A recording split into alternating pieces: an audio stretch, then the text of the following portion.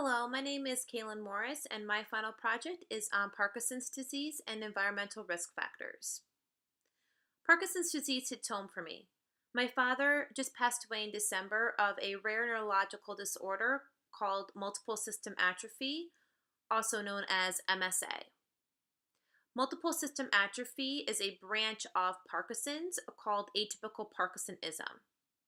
It mirrors the symptoms of Parkinson's disease and is as aggressive as Lou Gehrig's or ALS disease. MSA is very rare, and there's very little research done on the disease and very little information out there. I thought Parkinson's disease would be a great topic of conversation because it is a chronic and progressive movement disorder, and it does affect over 10 million people worldwide. Parkinson's disease is a chronic and progressive movement disorder in which symptoms continue to worsen over time. It is the most common movement disorder affecting people in the United States. More than 10 million people are affected with Parkinson's disease worldwide, and we most frequently see people over the age of 65 be diagnosed with Parkinson's disease.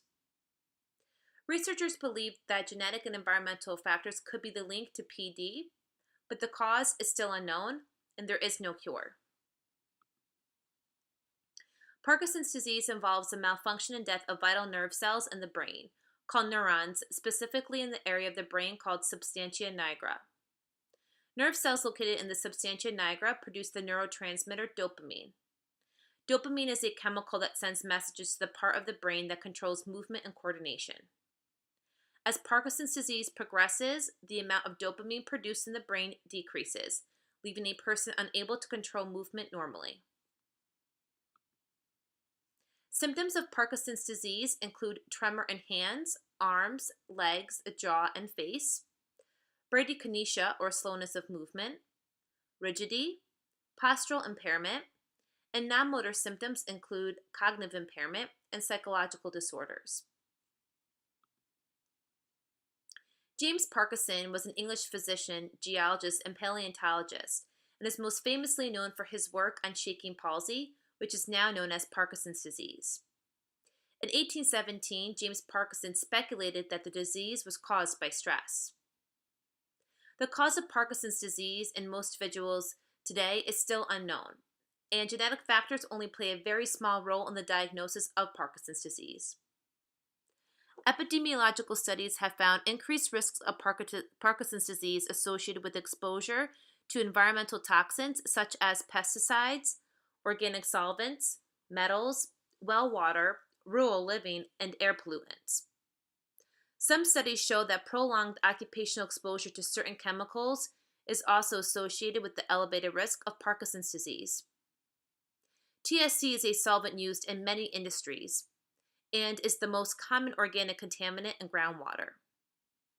Occupational exposure to TCE was found to be associated with Parkinson's disease among workers whose factory jobs resulted in long-term exposure to the solvent. PCBs are persistent organic pollutants that were used in industrial processes until the late 1970s. PCBs have been found in relatively high concentrations in the brains of people who are diagnosed with Parkinson's disease.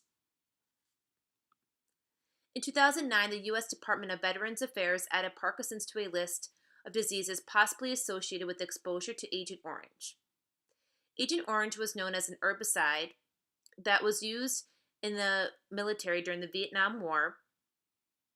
20 million gallons of Agent Orange was sprayed over the landscape of Vietnam to decrease the amount of trees, forests, and food accessible to opposing forces. The chemical compound of Agent Orange is highly toxic to humans.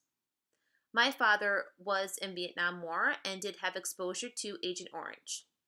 We find today that this environmental agent is definitely an influencer of his diagnosis of his neurological disease, MSA. It's estimated that about 90% of Parkinson's disease patients have no family history, and in most cases, the onset of disease is likely triggered by a combination of genetic and environmental factors. Some types of environmental agents include MPTP, which is a drug compound that causes immediate onset of Parkinson's symptoms because it destroys the dopamine neurons in the substantia nigra. Pesticides, rototone, paraquat, organ chlorine, metals, iron, and manganese. The most common environmental agents to show an increased risk of Parkinson's disease are the pesticides rotenone and paraquat. Billions of pesticides are being used each year, and human exposure occurs through ingestion of pesticide residue in food, drinking water, and occupational use, including agricultural field workers and the pesticide industry. Rotenone is a plant-derived, naturally occurring pesticide that is commonly used as an insecticide. Though organic, studies show it to be toxic and result in progressive neuron degeneration of dopamine. Paraquat is an herbicide that was shown in many case control studies to be associated with PD. Paraquat causes tissue damage due to setting off toxic free radicals. Human epidemiological studies have found that not only is paraquat associated with Parkinson's disease occurrence, but the incidence of disease and the extent of paraquat exposure can strongly be correlated. Though there is no cure for Parkinson's disease, there is always treatment. People with Parkinson's disease have very low level of dopamine, and dopamine cannot cross the blood-brain barrier. Some medications include levodopa, which is the most effective Parkinson's disease medication. Levodopa is a natural chemical that passes into your brain and is converted into dopamine. There's also levodopa infusion, dopamine agonist. This type of medication does not change into dopamine, but instead it mimics dopamine effects on your brain. There's also medication that helps with tremors of Parkinson's disease as well. There's surgical procedures called deep brain stimulation, and in deep brain stimulation, surgeons implant electrodes into a specific part of your brain that will send electrical pulses to your brain and may reduce PD symptoms. And with any disease and treatment, there's always lifestyle and diet. Physical activity and diet rich in vitamin D, protein, fiber-rich foods, and the limit of alcohol and sugar intake can all help the treatment of Parkinson's disease.